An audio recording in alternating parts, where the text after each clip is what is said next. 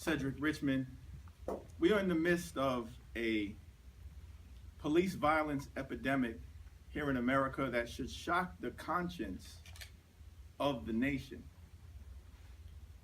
We find ourselves in a situation where time and time again, African American men are struck down by police officers without justification and then not held accountable by the criminal justice system.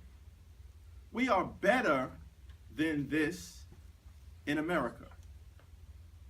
But in order for us to deal with the epidemic that we are confronting right now, an epidemic that takes us from the north to the south, to the east, to the Midwest, and to the West, an epidemic that is prevalent in all 50 states, and an issue that impacts all of the communities that we represent collectively as members of the Congressional Black Caucus.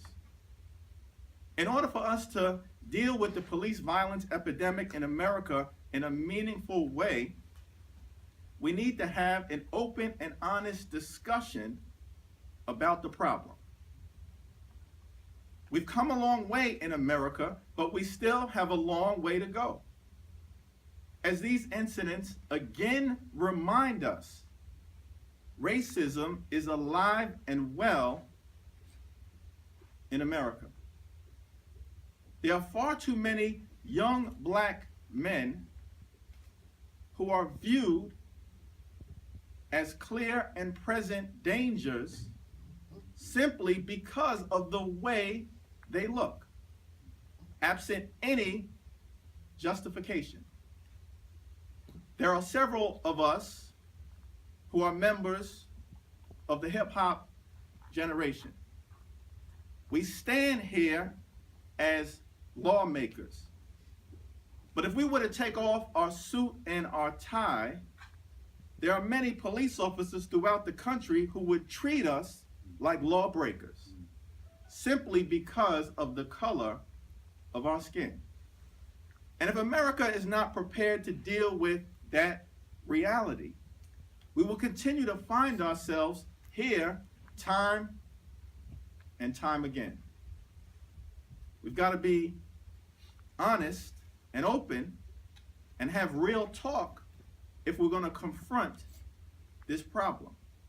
Because there are an overwhelming majority of police officers who are there to protect and serve and do the right thing, but every department throughout America has been impacted in some way by the cancer of racism that has been in this country from the very moment that Africans were enslaved. And it continues to impact our country like a malignant tumor.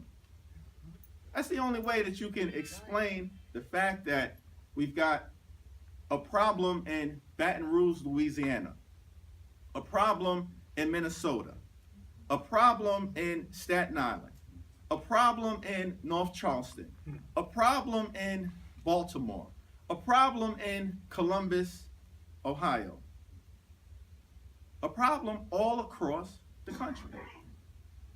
And so one of the things that we're calling for is for an immediate closed-door conversation with Speaker Paul Ryan and the relevant committee chairmen, including Bob Goodlatte of the Judiciary Committee, to which several of us currently sit, to discuss what we in Congress must do to deal with this issue. We have a national problem. It requires a national solution, and that is why Congress must act. Let me observe in closing that at the same time that we're trying to address the issue of police violence directed at African Americans throughout this country, there are many in this Capitol, in the Senate and the House, who have come to the conclusion that Suspected terrorists should be allowed to purchase weapons of war, even if they're on the no-fly list, because of due process.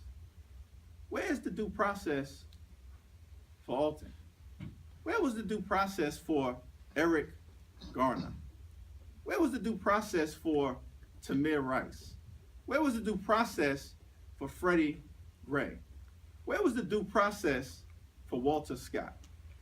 If our friends on the other side of the aisle are really concerned about due process and the 14th Amendment in America, let's deal with the issue of police violence. It's now my honor and my privilege to turn the microphone over to one of the additional younger members of Congress who have dealt with these issues throughout his life, and that's the Honorable Mark Vesey, representing communities of Fort Worth and Dallas, Texas.